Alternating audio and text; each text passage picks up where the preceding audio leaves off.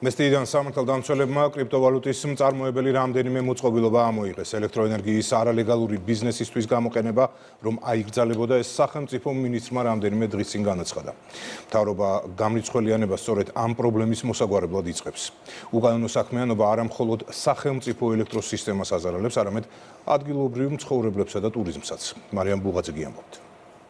საქართველოს მთავრობა იწყებს ქმედითი ნაბიჯების გადადგმას ენერგეტიკული სექტორისთვის დამაზიანებელი არალეგალური ბიზნეს საქმიანობის წინააღმდეგ. სამართალდამცველებს უკვე დაევალათ ამ პროცესის მაქსიმალური ხელშეწყობა და კონტროლი.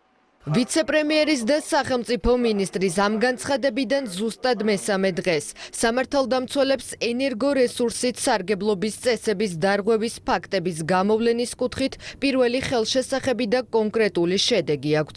საგამოძიებო მოქმედებებისა და ოპერატიული ღონისძიებების შედეგად მესტიის მუნიციპალიტეტის ტერიტორიაზე 6 სხვადასხვა ადგილას ძალოვანი სტრუქტურის თანამშრომლებმა კრიპტოვალუტის მწარმოებელი სპეციალური მოწყობილობები ეგრეთ წოდებული მაინერები აღმოაჩინეს და ამოიღეს. გამოძიებამ დაადგინა, რომ ამ მოწყობილობების საშუალებით ადგილობრივები დიდი რაოდენობით ელექტროენერგიას უკანონოდ მოიხმარდნენ, სისტემატურად ახდენდნენ ციფრული ვალუტის გენერირებას და შედეგად არალეგალურ შემოსავლებს იღებდნენ. ჩატარებული ჩხრეკის შემდეგ ჯამში 148 ეგრეთ წოდებული მაინერია ამოღებული. დანაშაულის სამწლამდევადით თავისუფლების აღკვეთას ითვალისწინებს.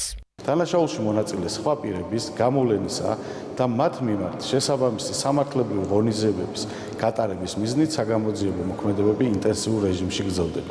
უკანონო კრიპტომაინინგის პროცესმა მესტიაში წლების განმავლობაში მნიშვნელოვანი პრობლემები შექმნა, მათ შორის ელექტროენერგიის მიწოდების მხრივ, ფინანსური ზარალი კი, რომელიც გადასახადების გადამხდელ ყველა მოქალაქეზე ახდენს გავლენას დაახლოებით 20-25 მილიონი ლარია.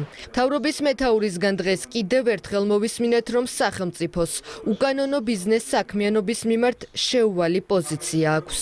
რა თქმა უნდა, ეს პროცესი უნდა გაგრძელდეს, თქვენ იცით რა ციფრებზეა საუბარი, ხო? 133 მილიონი კილოვატ-საათია მესტიის მუნიციპალიტეტში ელექტროენერგიის მოხმარება, როდესაც მსგავს მუნიციპალიტეტებში ორნიშნავ მაჩვენებელსაც კი არ შეადგენს, ანუ 10%-ს არ აღემატება ელექტროენერგიის მოხმარება, დაახლოებით 20 მილიონის, უხეშად 20 მილიონზე მეტის ელექტროენერგიის უკანონოდ მოხმარება ხდება მაინინგის მიზნით. რა თქმა უნდა, ეს საბოლოო ჯამში აწვება თითოეულ მოქალაქეს, აისახება საბოლოო ჯამში გადასახადზე, რომელსაც ადამიანი იხდის თბილისში, ქუთაისში თუ ნებისმიერ სხვა მუნიციპალიტეტში, ეს ბუნებრივი უნდა გამოსწორდეს, ჩარჩოებში უნდა მოექცეს. მთავრობის გადაწყვეტილებით პრობლემის აღმოსაფხრელად მესტიაში გამრიცხველიანების პროცესი იწყება.